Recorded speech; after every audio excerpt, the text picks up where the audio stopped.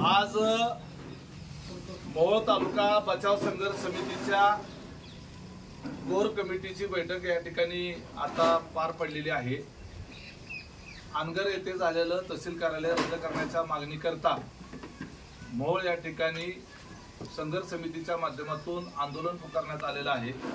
ज्याच्यामध्ये सुरुवातीला धरणे आंदोलन झालं, मोहोळ बंद आंदोलन झालं, त्याच्यानंतर काही कार्यकर्त्यांनी त्या ठिकाणी स्वयंस्फूर्तीने वेगवेगळ्या माध्यमातून आंदोलन केलेले आहेत आणि या संदर्भातला विरोध प्रदर्शित केलेला आहे।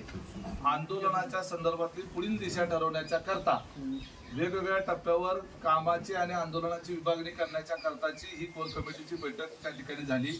या बैठकीला मोहोळ तालुक्यातले ज्येष्ठ नेते मनोहरभाऊ डोंगरे, आपले सर्वांचे दीपक मेंबर, मी स्वतः, संजय अण्णा क्षीरसागर, मानाजी बापू माने, चंद्रराज चौरे, बाळासाहेब गायकवाड, त्याचबरोबर सीमाताई पाटील, त्याचबरोबर पद्माकरप्पा देशमुख, विक्रांत देशमुख, अशोक भोसले, सोमेश क्षीरसागर, सुशील क्षीरसागर, भारतीय जनता पार्टीचे अध्यक्ष सुनील चव्हाण, त्याचबरोबर सतीश पाटील, राहुल क्षीरसागर, बाळासाहेब वाघमोडे आणि किशोरजी पवार, विकासजी वाघमारे, भीमरावजी वसेकर, काँग्रेस पक्षाचे प्रतिनिधी म्हणून विकासजी वाघमारे, हे सर्व वेगवेगळ्या पक्षाचे संघटनांचे प्रतिनिधी उपस्थित होते। भैयासाहेब देशमुख फोनवरून सहभागी होते आणि मुन्नासाहेब माळिक, विश्वराज माळिक हे देखील फोनवरून त्या ठिकाणी आमच्या सोबत सहभागी होते। त्यामुळे त्या फोनवरच्या माध्यमातून ते आमच्याशी त्या संवाद प्रक्रियेमध्ये त्यांनी सहभाग देखील या ठिकाणी नोंदवलेला आहे। तर या बैठकीमध्ये पुढच्या काळामध्ये तिरडी आंदोलन, बॉम्बाबॉम्ब आंदोलन, थाळीनाद आंदोलन, मुंडन आंदोलन, घंटानाद आंदोलन आणि महिला मोर्चाच्या माध्यमातून आमदारांना बांगडी आंदोलन किंवा बांगडीचा आणि साडीचोळीचा आहेर आंदोलन अशा स्वरूपाचं एक आंदोलन सीमाताईच्या माध्यमातून आपण महिलांचं एक मोठं आंदोलन त्या ठिकाणी करणार आहोत। गावनिहाय देखील याच्यामध्ये आंदोलनं गाव स्तरावर त्या ठिकाणी केली जाणार आहेत। संपूर्ण मोहोळ तालुका बंद, आतापर्यंत मोहोळ शहर बंद होतं, मोहोळ तालुका बंद हे देखील पुढच्या काळामध्ये जर हे तहसील कार्यालय रद्द झालं नाही तर पूर्ण तालुका बंदचं आंदोलन देखील पुकारलं जाणार आहे। त्याचबरोबर आम्ही ज्या दिवशी कमिटी ज्या दिवशी सांगेल त्या दिवशी 1 तास संध्याकाळी दिवा बंद आंदोलन म्हणजे लाईट बंद केली जाईल 1 तासासाठी, ते एक आंदोलन या ठिकाणी केलं जाणार आहे। आसूड आंदोलन केलं जाणार आहे। कॉलेजच्या विद्यार्थ्यांचा निगडीत तहसील कार्यालय अतिशय महत्त्वाचं आहे।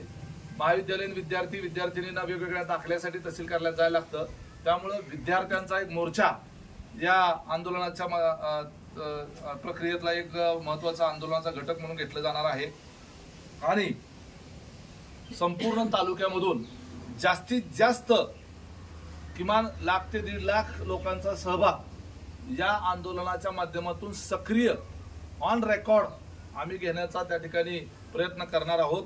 त्याचबरोबर कोर कमिटीमधील काही मान्यवर ज्यांना जसा वेळ उपलब्ध असेल तसा गावनिहाय त्या ठिकाणी जाऊन या संदर्भातल्या या झालेल्या निर्णयामुळे काय दुष्परिणाम तालुक्यावर होणार आहेत या संदर्भातली माहिती देण्याच्या करता आणि जनचळवळ त्या ठिकाणी उभी राहण्याच्या करता त्या ठिकाणी सर्वांनी मिळून जायचं ठरलेलं आहे। या संपूर्ण आंदोलनाच्या प्रक्रियेमध्ये काही बाबी ज्या आहेत त्या इतर आमच्या ज्या ठरलेल्या आहेत त्या गोपनीय स्वरूपाच्या आहेत, ज्याच्यामध्ये आम्ही तुम्हाला त्या गोष्टी सांगू शकत नाही, परंतु काही महत्त्वपूर्ण निर्णय आम्ही या संदर्भात घेतलेले आहेत। सर्वांची त्याला सर्व सहमती आहे। यानंतर जी काही कोर कमिटीची बैठक होणार आहे, आज जशी माझ्याकडे माझ्या इथं घरी झाली तशी वेगवेगळ्या ज्यांच्या इथं एक 20-25 जणांची बसायची व्यवस्था असेल ते ठिकाण महत्त्वाचं नाही तर ती बैठक महत्त्वाची असणार आहे। त्या दृष्टिकोनातून तो एक निर्णय या ठिकाणी झालेला आहे। याच्याबरोबर आंदोलनाची जी दिशा आहे ते एकत्रितरित्या कोर कमिटीमध्ये डिसिजन घेऊन त्या ठिकाणी एखादं आंदोलन पुकारल्यानंतर त्यामध्ये सगळ्यांनी त्यामध्ये सहभाग घेण्याच्या करता आपण माध्यमांनी गाव स्तरापर्यंत लोकांच्यापर्यंत ते पोहोचवावं याच्या करता आमचाही एक मीडिया मॅनेजमेंटचा एक विभाग त्या ठिकाणी त्यासाठी काम करणार आहे।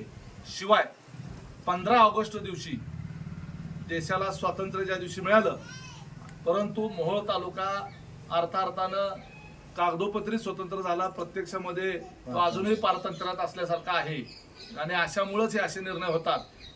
त्यामुळं 15 ऑगस्टला मोहोळ तालुक्याचे आमदार यशवंत माने यांना झेंडा वंदनाला उपस्थित राहू न देण्याचा निर्णय कोर कमिटीनं घेतलेला आहे. कोर कमिटी जर त्यांनी इथं उपस्थित राहायचा प्रयत्न केला तर त्यांचा निषेध लोकशाही मार्गाने, कायदेशीर मार्गाने आम्ही करणार आहोत. प्रशासनाला देखील आम्ही कळवलेलं आहे की उपोषणाचा दिवस जसा जसा वाढत जाईल तसं तसं आंदोलन संवेदनशील होत जाईल, कायदा आणि सुव्यवस्थेचे प्रश्न निर्माण होतील.